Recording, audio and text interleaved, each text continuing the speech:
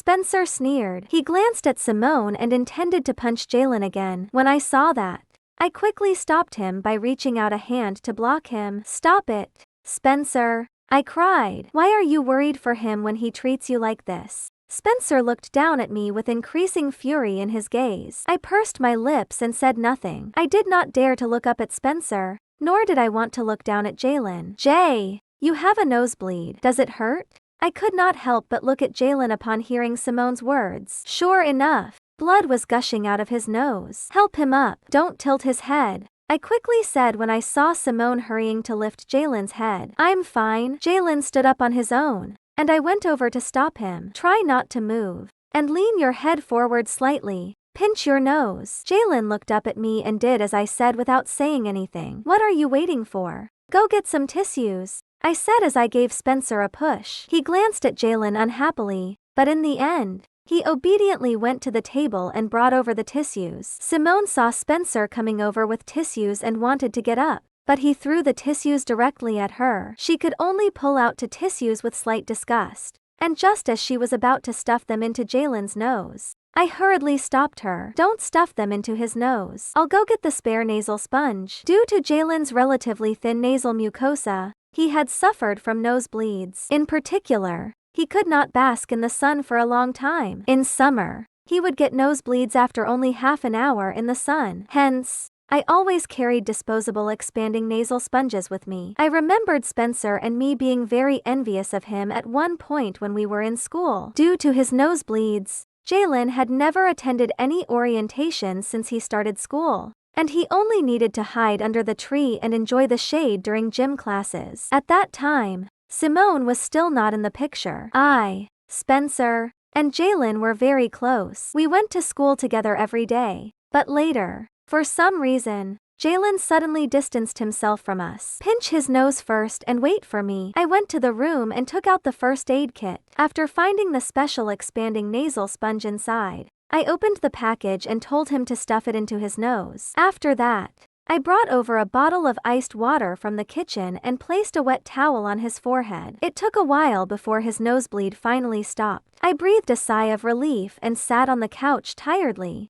But I did not see Simone when I turned around. She went to wash her hands in the bathroom. I guess she found the blood filthy, Spencer uttered coldly when he noticed that I was looking for Simone. Before I could respond, he looked at me again and asked, "Aren't you going to wash your hands?"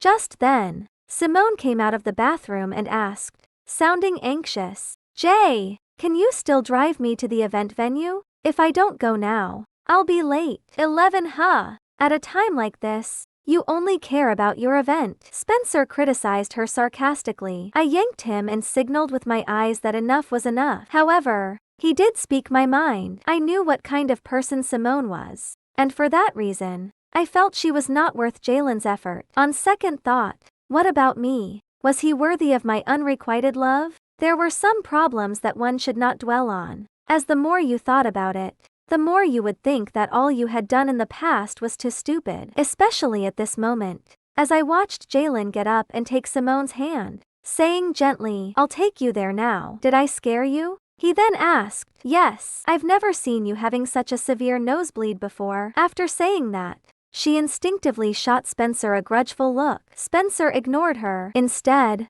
he held my blood-stained hand and led me to the bathroom. Once we were inside, he asked, "Is it true that you're pregnant?" Yes. I had no intention of hiding it from him in the first place, so I simply admitted it. What about the divorce? He continued asking. We've already divorced. We were just planning to go to the city hall to get the divorce certificate earlier. I whispered. No wonder that woman looked at me with such deep resentment just now. It turns out that my punch has delayed the important event. Spencer gave a wry laugh. When he noticed that I had finished washing my hands, he pulled out 2 pieces of tissue for me to wipe my hands. I took the tissue, wiped my hands, and threw it into the bucket before saying as if I had made a grand decision, "You didn't delay us. Please send me to the city hall later." Okay. After Spencer and I had washed our hands and left the bathroom, Jalen and Simone had not left yet, as if they were waiting for me to come out. As soon as we stepped out together, I heard Simone remarking sarcastically,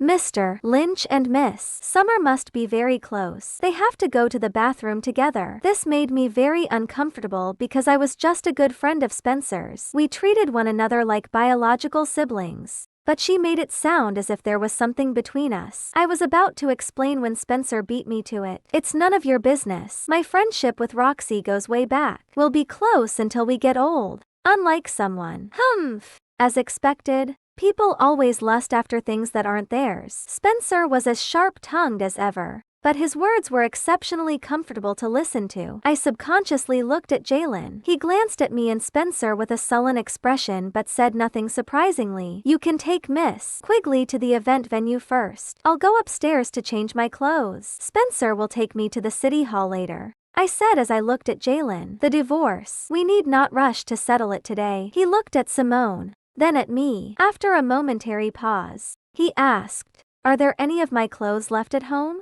It was only then that I noticed that his clothes had stains from his earlier nosebleed. Although there was only a little, one could see it at a glance since it was a white shirt. With Jalen's love of cleanliness, how could he go out in blood-stained clothes? On the other hand, Simone's expression was a little grim, and she looked very impatient. Or maybe she was angry that Jalen just said that he was not in a hurry to divorce. Jay, why don't I take a taxi by myself? You can just take Miss Summer to settle your affairs directly, she suggested. Was she worried that if we did not act decisively and divorce, I would use the child to bind Jalen to me and not divorce him? There should still be your clothes upstairs. I'll go up and look for them. I turned around and headed upstairs, ready to bring the white shirt I left yesterday down for him to put on. Now, there should be nothing of his left at home, other than the baby in my womb. He did not leave anything behind. I had just taken 2 steps when I heard Simone saying behind me, oh,